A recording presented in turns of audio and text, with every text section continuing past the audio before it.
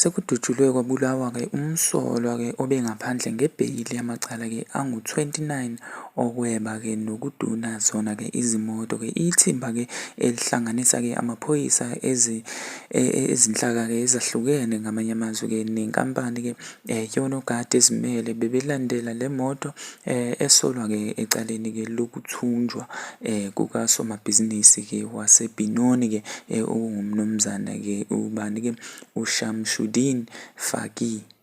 Lo somabhizinisi-ke oneminyaka engu-68 ubudala wathunjwa-ke esendaweni-ke yebhizinisi lakhe-ke ngoMgqibelo-ke ngoMeyi 11. Abasolwa-ke baxhumana-ke nomndeni wakhe-ke befuna-ke izigidi zamarandi-ke ukuze adedelwe. Ngokombiko-ke wawo amaphoyisa-ke uMgilwa wafa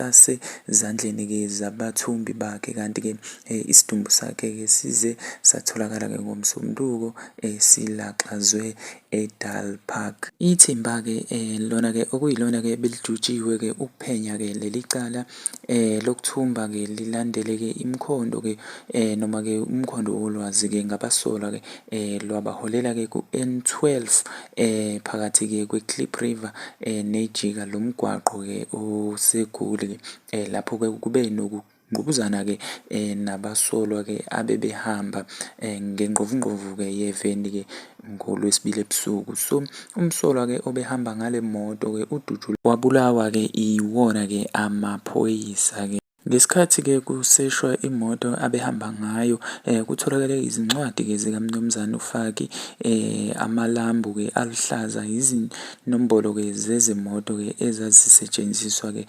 kuthunjwa umufi, izibhamu ezimbili okuyiphistili nevolovolo-ke. Uphenyo-ke lokuqala-ke luveze ukuthi-ke lo msolwa obulewe-ke unamacala-ke angu-29 okweba nokuduna-ke zona izimoto futhi-ke ubefunwa-ke ngamaphoyisa kulandela-ke ukunyamalala-ke ngemuva kokudedelwa ngebheyili-ke. Amaphoyisa aveze ukuthi-ke ayaqhubeka nokuthungatha-ke abanye abasolwa abebesebenza-ke nalo obulewe. Wengane zakwethu, mina-ke angibonge iy'ndlebe zakho, ngiphinde futhi-ke ngibonge i-support enisipha yona-ke kuyona-ke le channel-ke. Uma umusha ngiyocela ungakhohlwa uku-subscribe uphinde u-like futhi amavidiyo esiwaphostayo. Danko.